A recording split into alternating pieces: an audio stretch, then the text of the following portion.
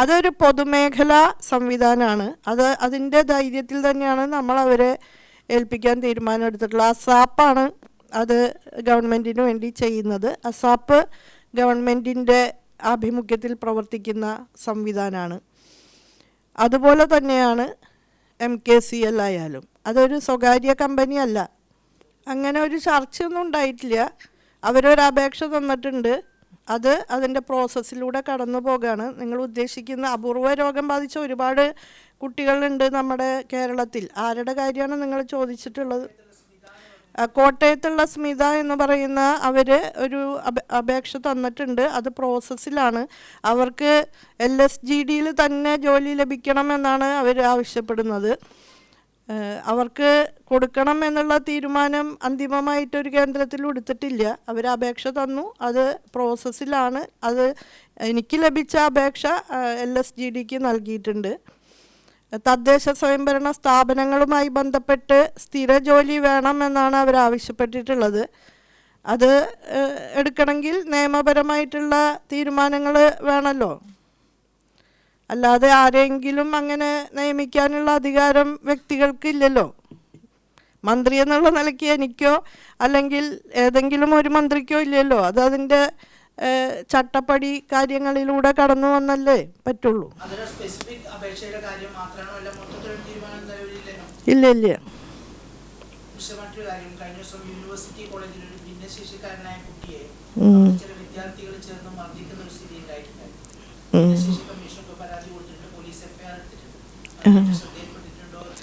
ഞാനിപ്പോഴാണ് അതിനെക്കുറിച്ച് അറിഞ്ഞത്. ഇവിടെ വരുന്നതിന് തൊട്ട് മുമ്പാണ് അതിനെക്കുറിച്ച് അറിഞ്ഞത്. ആരും നമുക്ക് പരാതി തന്നിട്ടില്ല. ഭിന്നശേഷി കമ്മീഷണറും ഒന്നും അതുമായി ബന്ധപ്പെട്ട് അറിയിച്ചിട്ടില്ല. അത് പരിശോധിക്കുന്നുണ്ട്. തീർച്ചയായിട്ടും വസ്തുനിഷ്ഠമായിട്ട് കാര്യങ്ങൾ പരിശോധിച്ച് നടപടി സ്വീകരിക്കും. ഇത് ഇന്നലെയാണോ ഉണ്ടായത്? അല്ല, അതിൽ നമുക്ക് നേരത്തെ ഈ കാഴ്ചപ്പാട് നമ്മുടെ സമൂഹത്തിലില്ലല്ലോ. പണ്ടേ നിർമ്മിച്ച ഒരുപാട് കെട്ടിടങ്ങൾ ഇപ്പോഴും വളരെ ഒട്ടും സൗഹാർദ്ദപരമല്ല. ഇപ്പോൾ പക്ഷേ മനോഭാവത്തിൽ മാറ്റം വന്നുകൊണ്ടിരിക്കുന്നുണ്ട്. അറിവ് വർദ്ധിക്കുന്നുണ്ട്. ഈ വിഷയത്തിനെ കുറിച്ചുള്ള അവയർനെസ് വർദ്ധിക്കുന്നുണ്ട്. അതുമാത്രമല്ല, പുതുതായി നിർമ്മിക്കുന്ന എല്ലാ കെട്ടിടങ്ങളും ബാരിയർ ഫ്രീ ആക്കണം എന്നുള്ളത് നിർബന്ധമായിട്ടുള്ള കാര്യമാണ്.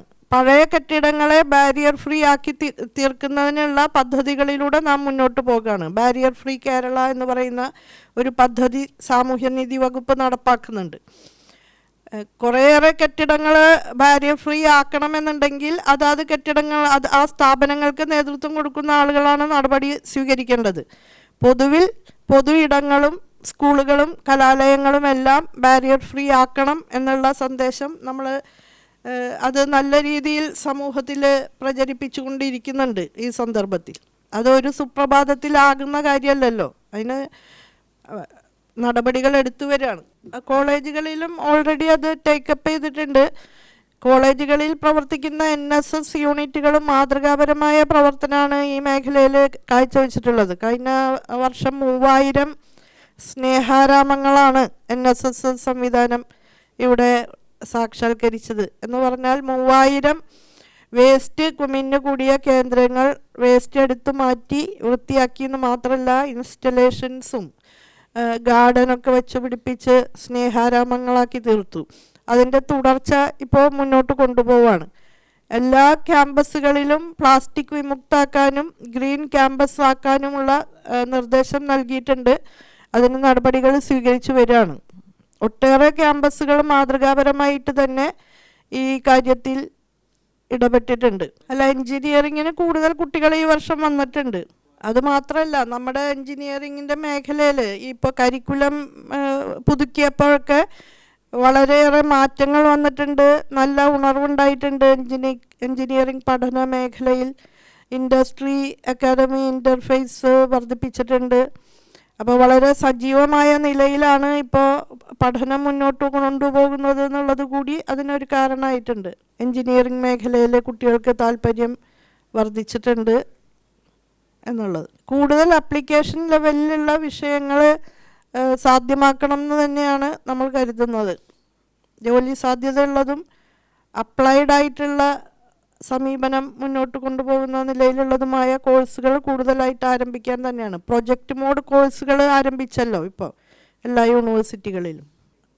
ഈ സഭാ സമ്മേളനത്തിൽ, ഇനി വരുന്ന സഭാ സമ്മേളനത്തിൽ വരണമെന്നാണ് ഉദ്ദേശിക്കുന്നത്. ഏതൊക്കെയാണ് തീരുമാനിക്കപ്പെടുക എന്നുള്ളത് സ്പീക്കറും PAC ഒക്കെയാണല്ലോ തീരുമാനിക്കുക. കോൺസ്റ്റിറ്റ്യൂവൻറ്റ് കോളേജിലും നമ്മൾ ചെയ്യേണ്ട വർക്കൊക്കെ പൂർത്തീകരിച്ചിട്ടുണ്ട്. അത് ഓർഡിനൻസായിട്ട് ഇറക്കാം എന്ന് കരുതാം.